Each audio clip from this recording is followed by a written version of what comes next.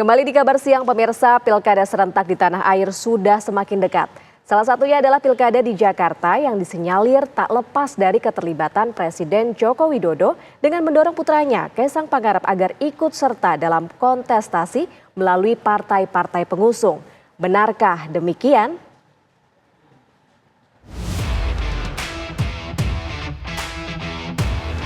Riuh pilkada serentak mulai menjadi sorotan.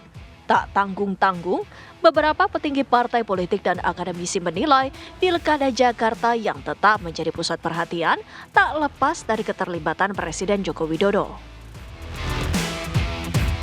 Kalau kemudian apa yang terjadi di Pilpres yang kami kritisi kemarin, tidak ada satupun sikap kami terkait dengan kritisisme kami di Pilpres itu yang gugur atau selesai begitu saja. Di Rakernas sudah disampaikan dan sebelum Rakernas pun sudah kami sampaikan bahwa sikap kami tetap kritis dan kami prihatin terhadap apa yang terjadi di dalam cerminan Pilpres kemarin. Dan kami akan berupaya begitu keras untuk menjaga agar pilkada besok kita bisa mengalami pilkada yang berkualitas. Nama yang terjaring dalam survei adalah sebuah fakta yang harus kami terima, kami lihat, dan kami cermati.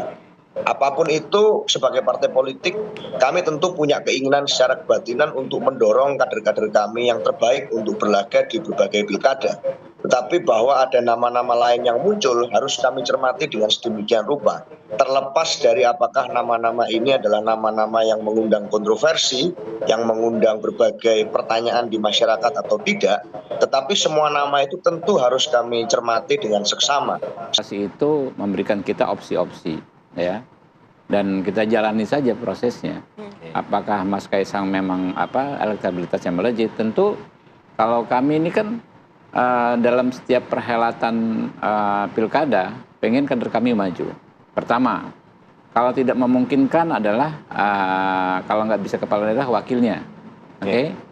Kalau nggak bisa juga setidak-tidaknya orang yang politiknya berafiliasi ke kami. Nah itu nanti kita lihat simulasinya.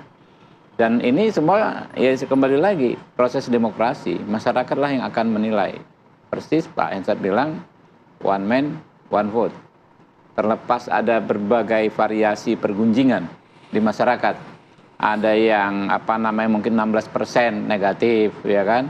Ada sisanya yang majority silent majority biasa saja dan melihat sesuatu sesuai dengan substansinya.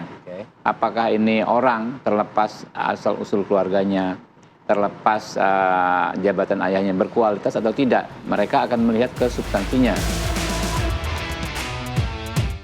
Lantas, sejauh mana Presiden akan terlibat dalam pilkada? Jokowi punya kepentingan nggak? Ya berkepentingan. Untuk apa ya? Untuk legasinya dia sebagai Presiden Republik Indonesia. Nanti yang bertanggung jawab pada saat pencoblosan kan Pak Prabowo. Pak Prabowo 1 bulan setelah dia dilantik itu akan bertanggung jawab terhadap pelaksanaan pilkada. Apakah Pak Jokowi masih bisa cawe-cawe misalnya? Ya itu lagi-lagi persepsi liar itu terjadi. Kalau menurut saya publik sangat mengharapkan Prabowo sekarang ini. Jadi pada saat misalnya Pak Prabowo kemarin operasi berhasil, semuanya bilang alhamdulillah. Jadi memang ini ada pergeseran dan publik pastinya merasa bahwa Pak Jokowi akan coba kalau memang nanti cawe-cawe ujungnya pada saat pendaftaran. Tapi misalnya pada saat pencoblosan nanti Pak Prabowo dan Pak Prabowo sangat demokratis orangnya. Perhatian Presiden itu tidak mikro ngurusin siapa calon-calon yang kita lihat beredar ya. Saya lihat di sejumlah media massa ada orang-orang yang dijuluki misalnya calon istana begitu kan. Presiden itu punya urusan yang jauh lebih besar.